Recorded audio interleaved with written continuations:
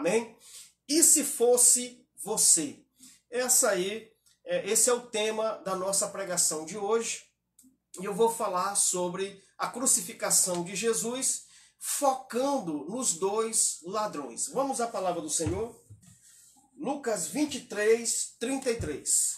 Quando chegaram ao lugar chamado Caveira, ali o crucificaram, ele e também os criminosos, um à sua direita e outro à esquerda. Tá bom? E aí pulamos para o versículo 39. Então, um dos criminosos, crucificados, blasfemava dele, dizendo: Tu não és o Cristo? Salva a ti mesmo e a nós. Mas o outro, repreendendo-o, disse: Não temes a Deus, nem sofrendo a mesma condenação? Nós, na verdade, estamos recebendo com justiça o que os nossos atos merecem, mas este homem não fez mal algum. Então disse Jesus: Lembra-te de mim quando entrares no teu reino. E Jesus lhe respondeu: Em verdade te digo que hoje estarás comigo no paraíso. Amém? Bom, quem eram esses ladrões? O que eles fizeram? A minha Bíblia os chama de criminosos.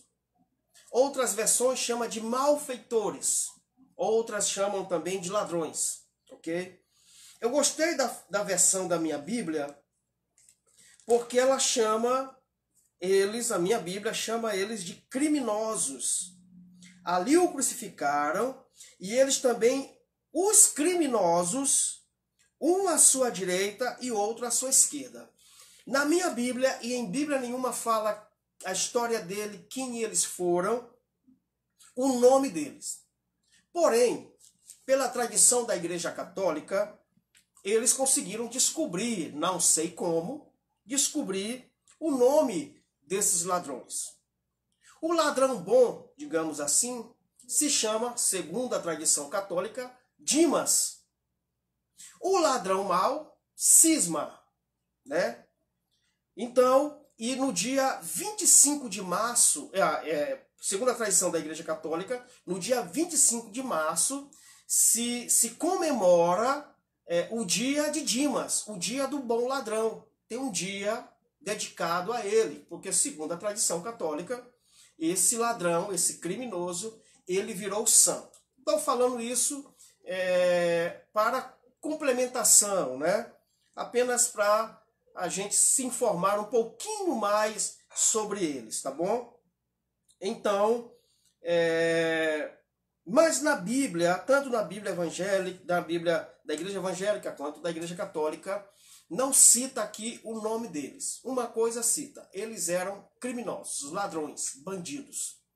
Então, algumas pessoas dizem assim: o bom ladrão. O ladrão bom, o ladrão mau. Todos dois eram criminosos e não existe o bom ladrão. Não existe ladrão bom. Não existe criminoso bom. Todos dois foram condenados, julgados e morreram porque eram criminosos, eram ladrões de fato. Ok? Mas vamos lá. Em Roma, era uma prática fazer isso aos criminosos. Claro, tinha todo um julgamento. Não era todo mundo que chegava a esse crime, né? A cruz. Não era todo mundo que era condenado à morte. A cadeira elétrica que hoje alguns países usam, né, para matar os criminosos, né, condenação à morte, naquela época era a cruz. Era a cruz, ok? Então aqueles criminosos estavam ali. Aquele dia era o dia que eles iam morrer de fato. Eles não estavam ali porque Jesus ia estar lá. Não. Eles estavam condenados àquele dia. Inclusive, a cruz que foi dada a Jesus não era para ele. A cruz era de Barrabás. Barrabás, ele que ia estar ali no meio. Ele seria o terceiro criminoso. Os ladrões, eles significam os dois tipos da humanidade. dois tipos de pessoas, dois tipos de pensamentos, de atitudes das pessoas da humanidade. É uma representação nossa. Aqueles dois ladrões, dois criminosos, é uma representação de toda a humanidade. A humanidade dividida entre um ladrão e o outro ladrão. Vamos entender, vamos ler aqui para vocês entenderem aonde que eu quero chegar, tá bom? Por isso que o tema é, e se fosse você? Se fosse você um desses ladrões, desses criminosos, né, o que você faria? Então vamos lá. Então a gente conhece a história e por isso fica até bem mais fácil, tá bom? Vamos lá, a leitura do 39. É Lucas 23, 39. Então um dos criminosos crucificados blasfemava dele, dizendo: Tu és o Cristo, salva-te a ti mesmo e a nós. Bom, vamos entender aqui por parte. Primeira coisa que ele faz, né? Ele coloca em dúvida ou zomba do Cristo. Então ele diz: Tu não és o Cristo? Ele faz uma pergunta. Ele não tem certeza. Então uma parte da humanidade, escute isso, uma parte da humanidade não acredita que Jesus Cristo é o Cristo. Não acredita. Por exemplo, os judeus não acreditam. Se você tiver curiosidade, pesquise no YouTube. Coloca assim: o que os judeus acham de Jesus? Eles vão dizer tudo. Eles vão dizer assim: ah, não, foi apenas um profeta. Não, apenas um homem bom. Eles não dizem que Jesus é o Cristo. Porque Satanás se encarregou de colocar dúvida nas pessoas. Não é? Uma parte da humanidade. Então, Jesus Cristo, tu és o Cristo? Então há dúvida. Agora, por que ele não sabe? E por que muitas pessoas não entendem o que é o Cristo? Para ele, para o ladrão, o Cristo na cruz, o Salvador, o ungido na cruz, para ele, sabe, por isso que ele faz essa pergunta. Mas por que ele criou dúvida? E por que muitas pessoas têm dúvida ou nem conhece Jesus, mas não conhece o Cristo? Aprenda isso. Você pode conhecer Jesus, mas não sabe o que é Cristo. Então, pesquise sobre Cristo. O que é Cristo? Qual a função do Cristo? Porque ele é Jesus Cristo. E aqui, esse ladrão deixou essa pergunta: Tu és o Cristo? Agora, por que ele não sabe? Vou aqui mostrar por que ele não sabe se Jesus era o Cristo. Vamos lá. Deixa marcadinho aí na tua Bíblia. Deixa marcadinho aí em Lucas. E abre lá em João, capítulo 14, versículo 1. Não se turbe o vosso coração. Credes em Deus, crede também em mim. Aonde estava este homem quando Jesus falou isso? Aonde estava esse criminoso quando Jesus falou isso? Não se turbe o vosso coração. Crede em Deus, mas você também crede em mim. Se ele tivesse com Jesus, se ele tivesse ouvido isso, ele não estaria lá naquela cruz perguntando: Tu é um Cristo? Olha, preste bem atenção o que eu vou te falar. Existem perguntas que elas nunca vão ser respondidas. Porque a situação que nós estamos pode ser uma situação final. Pode ser uma situação que não dá mais tempo de descobrir quem é quem na história. Não dá mais tempo. Ali não dava mais tempo dele saber. Ele faz uma pergunta e ele não tem uma resposta. Então, aonde ele estava? Por que ele não creu em Deus? E por que ele não creu em Jesus? Agora faz uma pergunta horas antes de morrer, porque tem gente assim. Quando vai buscar Jesus, já está com a corda no pescoço. Quando vai buscar Jesus, já não dá tempo mais de nada. Aí pergunta, oh meu Deus, onde tu estás? Oh meu Deus, por quê? Já, mas no final, tanto tempo para buscar Jesus, aonde ele estava? Praticando crime, pecando, roubando. Por isso é que ele não sabe, por isso que ele tem dúvida. Lucas 24, 38. Ele, porém, lhes disse, por que estáis angustiado? E por que surge dúvidas em vosso coração? Jesus sempre teve a preocupação de que os seus discípulos não tivessem dúvidas do que ele era e quem ele era. Nós temos que ter essa preocupação. Não precisamos estar em momentos finais da nossa vida, não precisamos estar diante de um problema, diante de uma luta, diante de uma guerra, para perguntar, Senhor, aonde tu estás e quem tu és na nossa vida. O Senhor aqui está falando, e por que surgem dúvidas em vossos corações? Porque tem dúvida de quem Cristo é na sua vida. Aonde estava esse criminoso? Porque não estava andando com Jesus, porque não estava tendo uma vida reta. Quando ele faz essa pergunta, se tu és o Cristo, na verdade, ele vai fazer um pedido para Jesus depois. Ele ainda com dúvida de quem Jesus era, mesmo assim ele arrisca e faz um pedido. Assim existem muitas pessoas.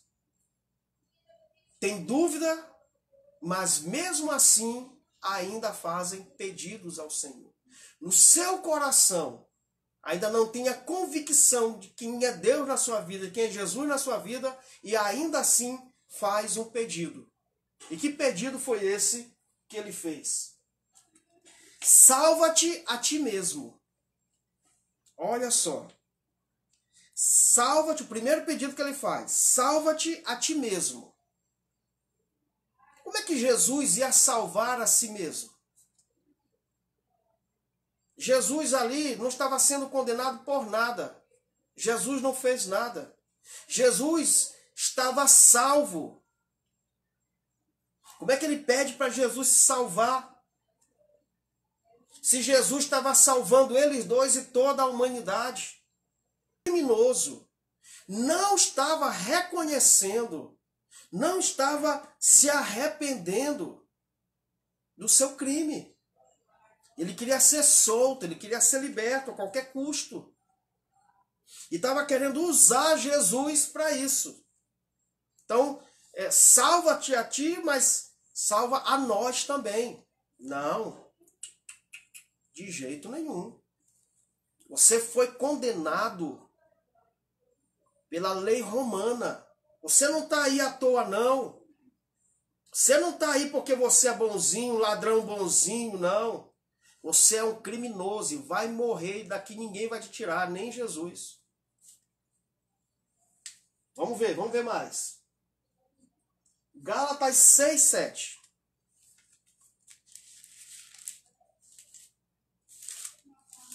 Gálatas capítulo 6, versículo 7.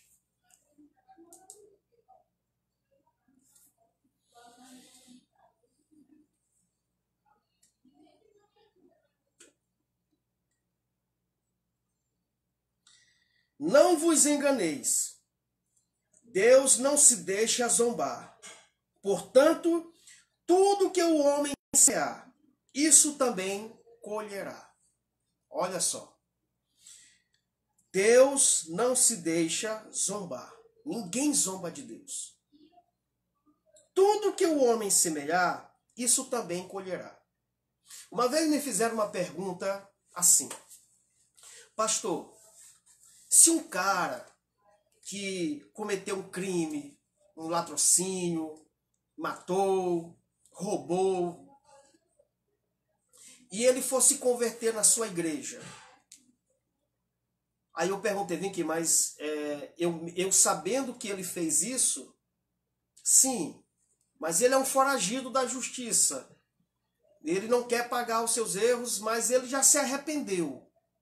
Ele se arrependeu, ele quer ter uma nova vida. E ele vai para a igreja e aceita Jesus. Como é que vai ficar a situação dele? Eu disse, ele vai aceitar Jesus, mas ele vai ter que se entregar à polícia. Ele precisa pagar a pena dele. Então, qual seria meu conselho? Olha, você aceitou Jesus porque você quer uma nova vida, mas você está devendo. Eu não posso.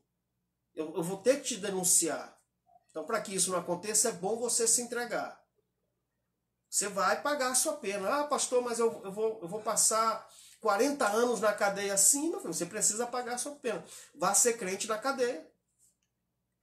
Porque o fato de você ter se convertido, diante da lei de Deus, veio a graça.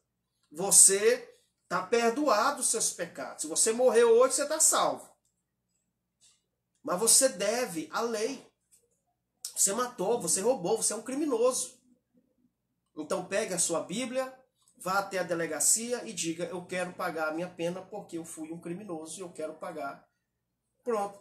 Pague a sua pena, fique firme e forte lá, saia de lá e volte para a igreja. É assim. É desse jeito. Nós não podemos nos esconder atrás da religião. Nós não podemos nos esconder.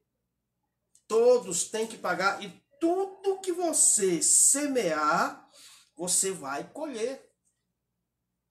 Viu? A semeadura não é obrigatória. Agora a colheita é. Se plantar, você vai ter que colher. Lei é lei. Amém? Lei é lei. Jesus se sujeitou à lei romana. E aquele ladrão que estava querendo sair da cruz, ele estava querendo burlar, ele não estava querendo pagar, ele não queria morrer. Tinha que morrer porque era um criminoso. Ladrão, bandido, tinha que morrer. E perdeu uma grande oportunidade de se converter. Uma grande oportunidade. Nem na cruz ele se arrependeu. Nem diante da morte ele se arrependeu. Malandro, criminoso, bandido. Mas teve a oportunidade. E assim, existem muitas pessoas que conhecem Jesus, sabem que vão morrer, mas não querem se arrepender e pagar os seus pecados. Confessar os seus pecados. Ok? Vamos falar do ladrão, do segundo ladrão. Outro criminoso. Bandido. Gente, não tem essa história do bom ladrão. Que bom, se fosse bom não estava lá. Não tem essa história. Viu? Bandido, criminoso. A morrer também. É justiça. Mas esse criminoso, ouvindo ali a conversa, não esqueça que essa conversa tensa, essa conversa com muita dor, muito medo, terror, tortura, não era fácil. Mas ele estava ouvindo a conversa do colega dele de crime. E ele repreende, vamos voltar lá, vamos voltar para a gente entender? Lucas 23, 40.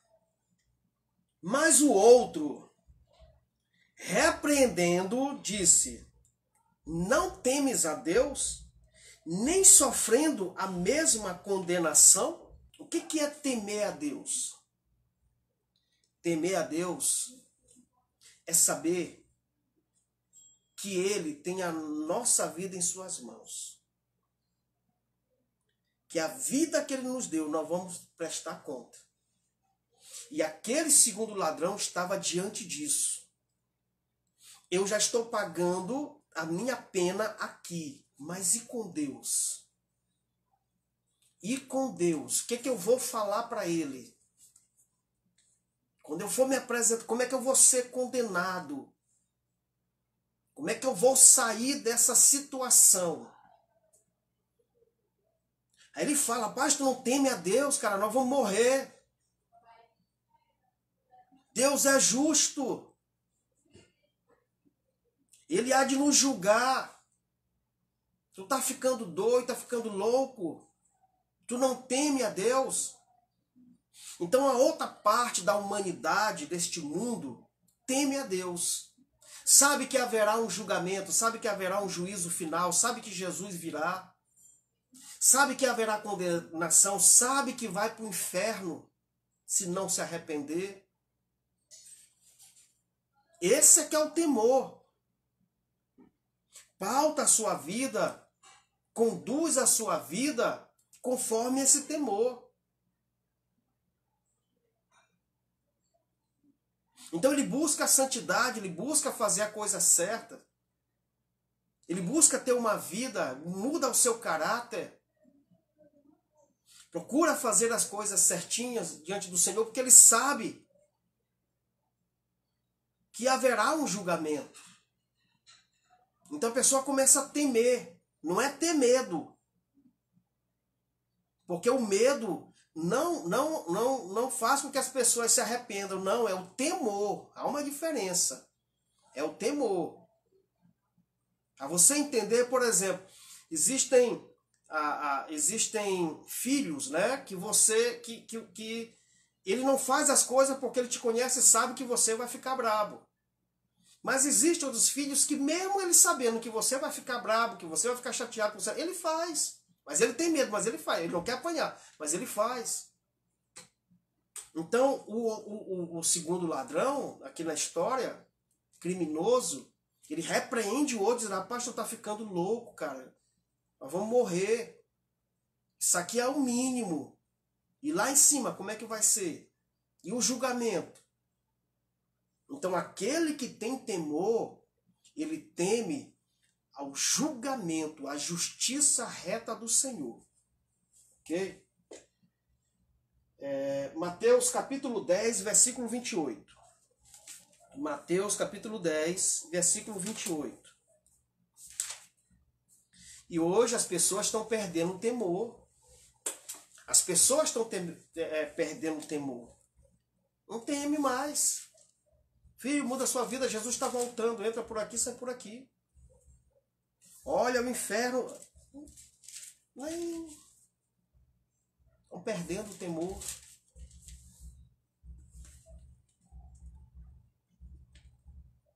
Eu vi no Face uma postagem assim.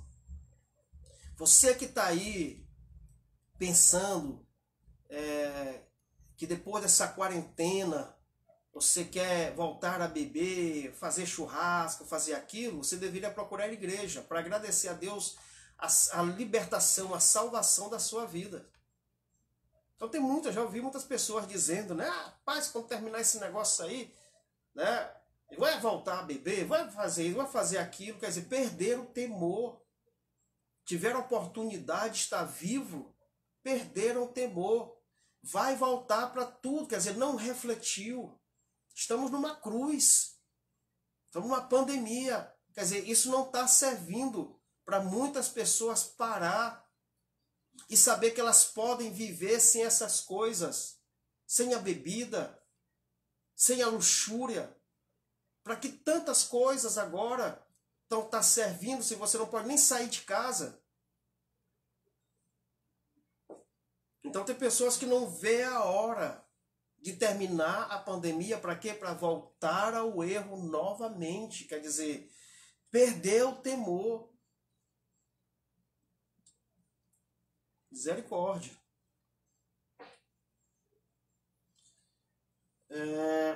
10:28, né? 10:28.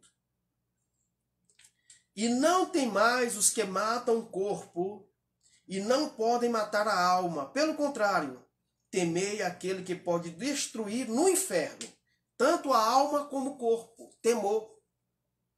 Temor. Olha o que o Senhor está dizendo. Vocês não devem temer a morte natural. Vocês não devem temer a cruz. Você não deve temer aqueles que matam o corpo, mas vocês têm que temer aquele que mata a alma. Temei aquele que destrói a alma e conduz a vida para o inferno.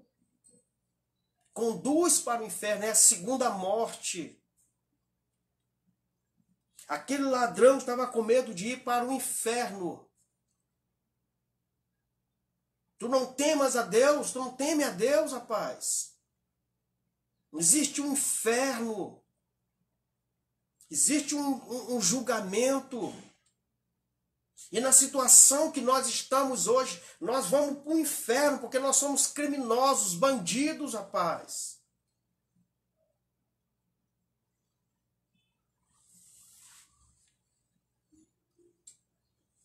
Aí ele fala, tu não teme a Deus sofrendo, nós sofrendo na mesma condenação. Na mesma condenação, quer dizer, tu quer descer da cruz, tu é melhor do que eu? Estamos condenados à mesma sentença. Toda a humanidade está condenado à mesma sentença. Toda alma que pecar, essa morrerá. Haverá aquele que vai conduzir nossas almas para o inferno. E ele fala, tu não teme a Deus, estamos nós na mesma condenação. Que condenação é essa? A do inferno. A segunda morte. João capítulo 3, versículo 19. E o julgamento é este. A luz veio ao mundo, e o homem amaram as trevas em lugar da luz, pois as suas obras eram más. Este é o julgamento. A luz veio ao mundo, mas os homens amaram mais as trevas. É uma sentença. É uma sentença. Ou você é luz, ou você é treva. Ou você é luz, ou você é as trevas. E a humanidade, uma boa parte, está escolhendo as trevas. Então, há uma sentença. É o que ele está falando aqui, ele começa dizendo, e o julgamento é este, quer dizer, haverá um julgamento para aqueles que estão na luz e para aqueles que estão nas trevas. Mateus 23, 33. Mateus 23, 33.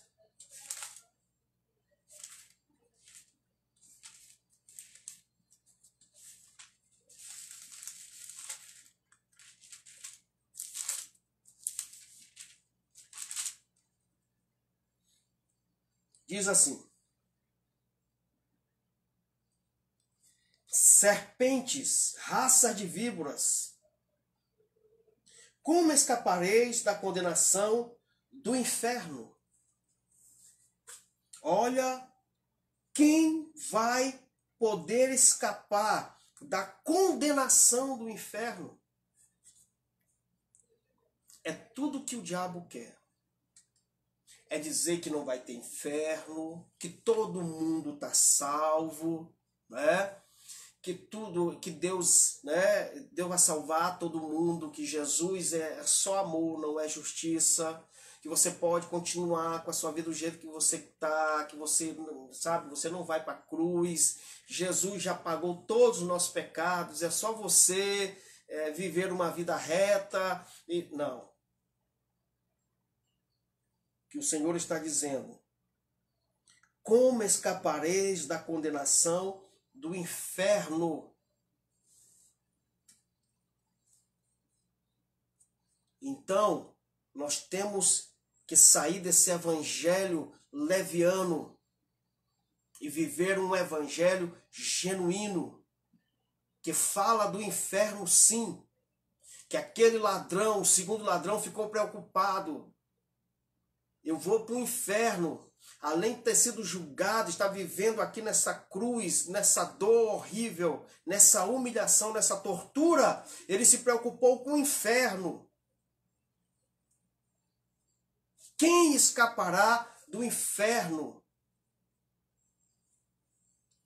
Aí ele continua dizendo: nós, na verdade, estamos recebendo com justiça o que os nossos atos merecem. Eu acho essa passagem, essa palavra desse ladrão assim, muito bonita. E diz: olha, nós estamos recebendo aquilo que nós plantamos.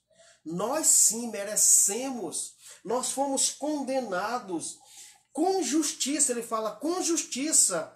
Ele estava consciente de que a condenação dele foi justa. O ladrão. O outro não reconhecia, mas ele reconheceu. Ele estava ali consciente. Eu mereci estar aqui porque eu matei, eu roubei, eu sou bandido. Eu fiz coisas erradas. Não há nenhum erro no meu julgamento. Não é como é a lei aqui no Brasil, não é? Que há uma sentença para a pessoa pagar 30 anos. Aí se ela for boazinha, ela só passa 6 anos. E se tiver um bom advogado, não passa nenhum ano. Uma lei frouxa. Por isso é que a criminalidade no Brasil está desse jeito, que ninguém paga a pena. Ah, foi condenado a quantos anos? 40. Mas se pagar 6 anos, antes de 6 anos, por bom comportamento. Ora, se bom comportamento salvasse alguém da cadeia, por que o cara não pensou nisso antes? Aí vai ser... Onde é que já se viu bom comportamento dentro de cadeia? Sou completamente contra isso. É 30 anos, foi condenado. Está certa a condenação? Tem prova? Tu 30 anos? É 30 anos. 30 anos. Não tem redução de pena. Condenação é condenação. E esse ladrão aqui começou a ser justo. Esse criminoso, rapaz, eu fiz mesmo, eu errei, acabou. Vou morrer. A minha condenação é justa. Com justiça, ele disse, nós estamos aqui porque fizemos coisas erradas. Vamos morrer, é justo o que nós estamos fazendo aqui. Quer dizer, ele cai em si, ele tem a consciência de que realmente ele errou. Falta isso para muitos de nós. Falta isso para muitos cristãos. Reconhecer, confessar, falar que pecou, que errou.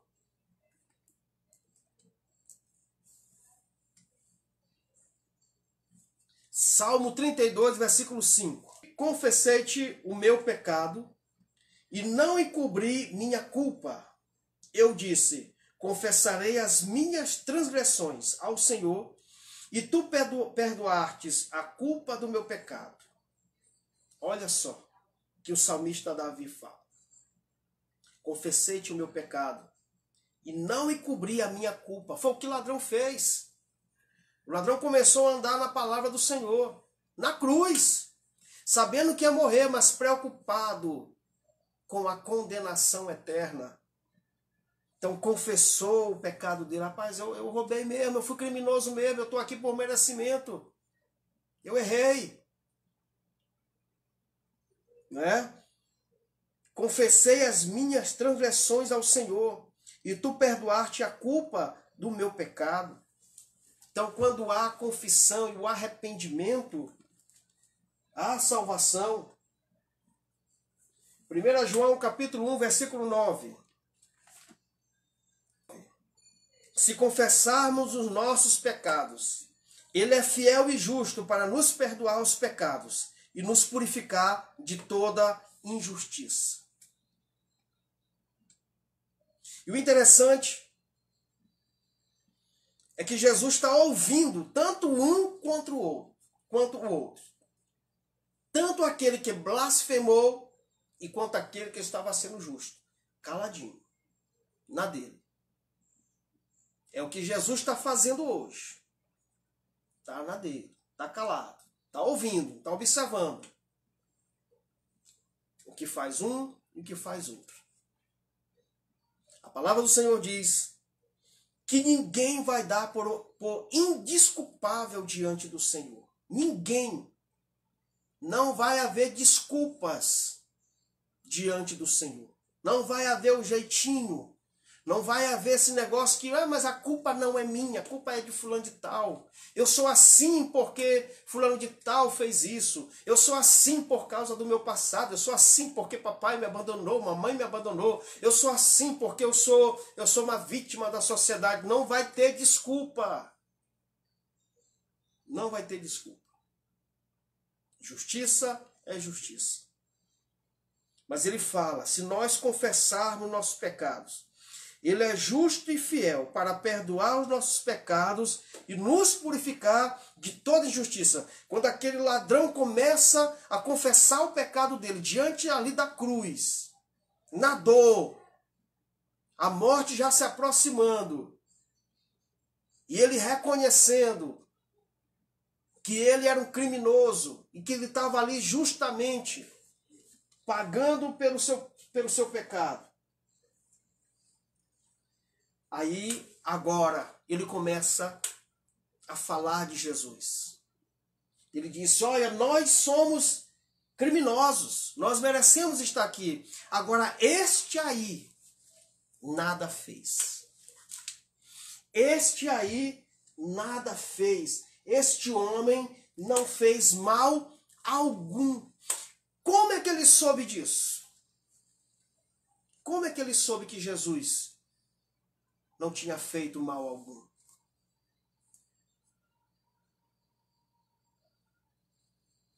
Quando a pessoa começa a se arrepender, quando a pessoa começa a querer mudar a sua vida, ele passa a entender quem é Deus. Ele passa a ver quem é Jesus na sua vida. Muitas pessoas querem Jesus, muitas pessoas querem proteção de Deus, mas não saem dos seus erros, nunca vão saber. Sempre vai ter dúvida, és tu o Cristo? Sempre vai haver uma interrogação com relação ao seu relacionamento com Jesus. Mas quando a pessoa ela começa a largar a vida de pecado, ela começa a se arrepender, ela começa a reconhecer que ela é uma pecadora e confessa seus pecados e se arrepende, ela passa a estar sensível ao Espírito Santo e saber quem é Deus. Saber quem é Jesus na vida dele. Este homem nada fez. Ele não é um criminoso como nós. Ele é o Filho do Deus Altíssimo. Aquele homem começa a ter uma revelação. O criminoso que confessou os seus pecados, mas que mesmo assim estava pagando, que se arrependeu, começa a ver Jesus de uma outra forma. Quer ver? 1 Pedro, capítulo 2, versículo 22. Quantas pessoas, e eu fui uma dessas, quantas pessoas que tentaram ler a Bíblia quando ainda estava no seu pecado, na sua vida mundana, secular, quantas pessoas tentaram ler a Bíblia e não entenderam nada? Eu fui uma. Quantas vezes eu tentei ler a Bíblia, não entendia nada. Não conseguia nem entender a história. O que eu sabia, o que me contava, o que me falava, que eu fui crescendo dentro de uma tradição. Quantas vezes, rapaz, eu vou tentar ler a Bíblia, nada, a Bíblia fechada. Aí você vai, se converte, deixa o pecado, remido e lavado pelo sangue de Jesus, você abre a Bíblia e passa a entender assim. A Bíblia se abre espiritualmente para você. O que aconteceu comigo, eu posso falar do antes e depois, eu tenho certeza que aconteceu contigo também. E você que ainda não entregou sua vida para Jesus, hoje, se você entregar, a Bíblia vai se abrir para você. Deus vai revelar. Eu não entendia nada, mas eu me converti. E comecei, rapaz, lendo. E quanto mais eu lia, mais eu entendia. Sabe por quê? que é quando você deixa a vida de pecado, quando você se arrepende verdadeiramente, quando você reconhece, teme a Deus, vai para a luz e tudo fica claro na palavra do Senhor. Isso aconteceu com aquele ladrão. Ele reconhece o seu erro, se arrepende e passa a ver Jesus de outra forma. Esse aí é Deus. Esse aí é filho de Deus. Esse aí não tem pecado nenhum. Em 1 Pedro, né? Em 1 Pedro 2:22, fala assim: assim, já que tendes a vossa vida purificada pela obediência, a verdade que leva ao amor fraternal, não fingindo, amai-vos uns aos outros de todo o coração. 2 Pedro 2:22. Amém? Então, já que tendes a vossa vida purificada pela obediência, pelo reconhecimento, pela conversão em Cristo. Amém? Isso faz uma diferença muito grande na nossa vida, do antes e o depois. E isso começa a acontecer com este ladrão. E vamos lá, estamos quase terminando. Aí ele faz um pedido para o Senhor. Ele diz: lembra-te de mim quando entrares no teu reino. Olha, o outro ladrão falou como? Salva-te a ti mesmo e depois a nós. Aquele ladrão, já tendo um entendimento das coisas, diz assim: não, peraí. Salvação é individual. Lembra-te de mim. A salvação é individual. Cada um tem que cuidar da sua vida espiritual. Não tem esse negócio que eu vou pegar carona com meu pai porque é o religioso, porque ele está na igreja, que eu vou pegar carona com mamãe. Não tem dessa. Cada um vai prestar conta. A salvação é individual. Lembra-te de mim. Ele já não falou mais nem do outro. Lembra-te de nós. Não, lembra-te de mim. Porque eu estou me arrependendo. Ele não. Lembra-te de mim. Quando entrares no teu reino. Gente, quem falou essas coisas para esse ladrão? Quem falou de reino para este ladrão?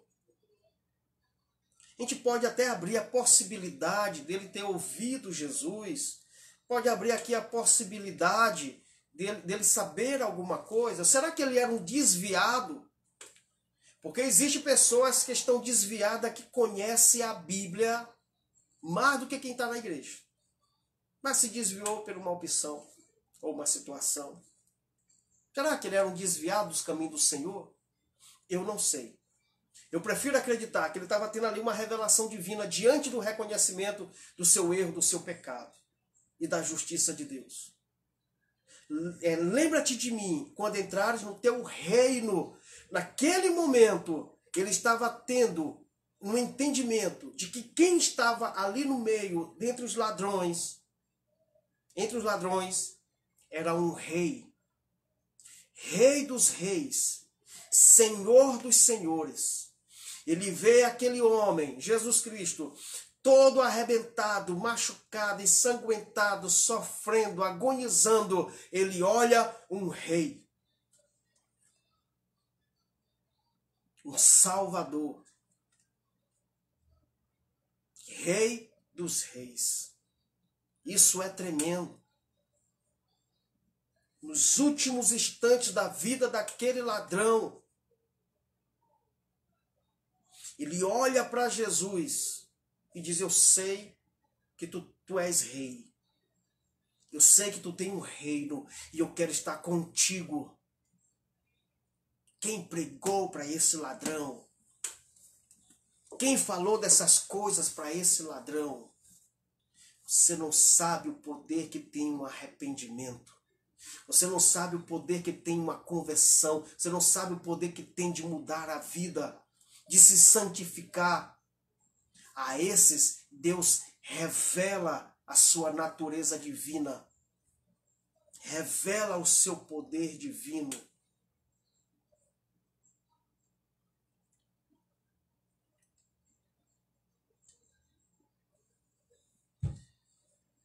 Jesus responde para ele: hoje mesmo tu estarás comigo no meu reino. Hoje mesmo tu estarás comigo no paraíso. Agora eu pergunto, se fosse você, está ali naquela cruz, Jesus bem no meio, qual dos dois você seria? Qual os dois comportamentos você teria? Com certeza você está dizendo, do bom ladrão. Não, não é bom não, era criminoso. Aqueles ladrões representam a nossa natureza pecaminosa. Representa que a gente precisa mudar a nossa vida. Ver Jesus não como simplesmente um símbolo religioso, superficial, não. Ele é rei, ele é Deus, ele tem um reino. E ele voltará para buscar, inclusive este ladrão. Existe um paraíso esperando por nós. E que isso não vai ser dado depois de morto, não. Aqueles ladrões nos ensinam que ainda em vida, seja nos últimos fôlegos de vida, nos últimos momentos de vida, nós temos que nos arrepender e não ir atrás dessa mentira, desse evangelho que diz que depois que a pessoa morre, vai se dar um jeitinho, depois que a pessoa morre, Deus vai ter pena de você, depois que a pessoa morre. Não, é em vida. É antes de morrer que tem que ser feito isso. Antes de morrer, você tem que se arrepender. Antes de morrer, você tem que se converter. Antes de morrer, você tem que reconhecer que você é um pecador e que você vai pagar por seus crimes, pelo seu pecado. Antes de morrer, que você deve temer. Existe o inferno, existe uma segunda morte. Não é brincadeira. Não morra sem Cristo. Não morra sem Cristo.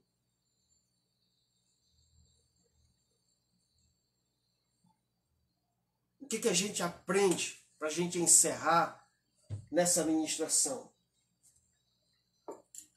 Romanos capítulo 10, para a gente encerrar.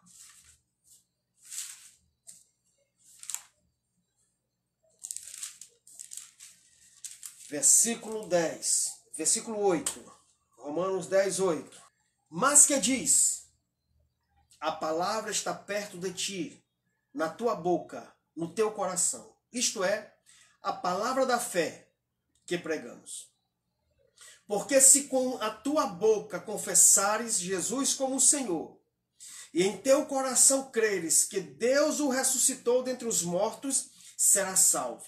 Pois com o coração é que se crê para a justiça, e com a boca se faz confissão para a salvação. Morto não fala, morto não gesticula, morto não pode pedir salvação. A palavra está perto de ti, a palavra está sendo ministrada, a palavra da fé que pregamos. Porque com a tua boca você tem que confessar a Jesus como Senhor. Você tem que falar, tem que confessar.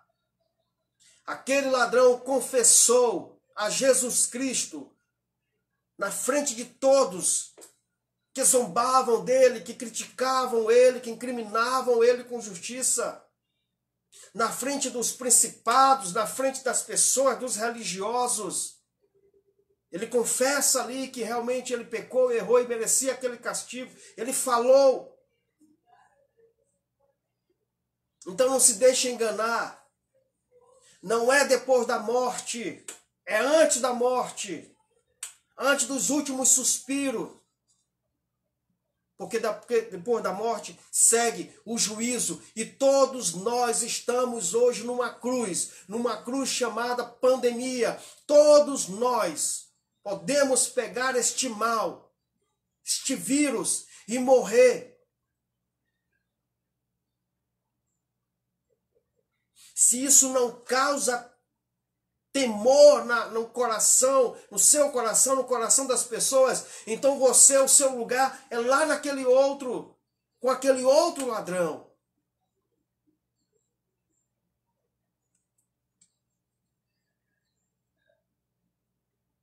Porque se com a tua boca confessares a Jesus como Senhor, e em teu coração creres que Deus o ressuscitou dentre os mortos, será salvo.